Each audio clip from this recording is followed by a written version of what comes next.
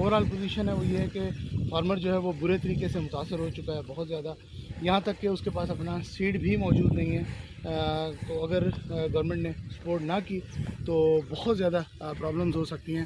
اگلی آنے والی وقت کے اندر جو ہے نا ہمیں بہت زیادہ چیلنجز کا سامنا کرنا پڑ سکتا ہے۔ تو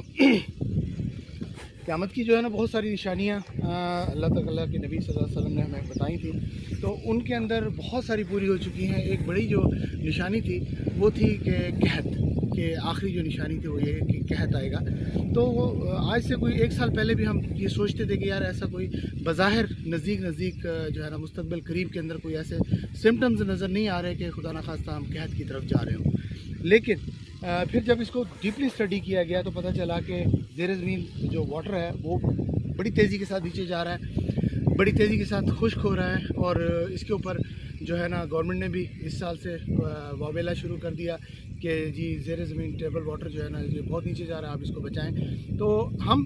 آج سے کئی سال پہلے ڈاکٹر آصف شریف صاحب نے یہ یعنی کہ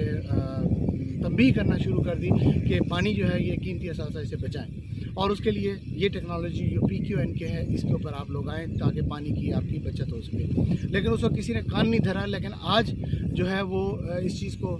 سب لوگ جو ہے نا وہ اس چیز کو تسلیم کر رہے ہیں کہ واقعی پانی کی اس وقت شدید کمی ہونے جا رہی ہے۔ دوسری طرف آپ دیکھتے ہیں کہ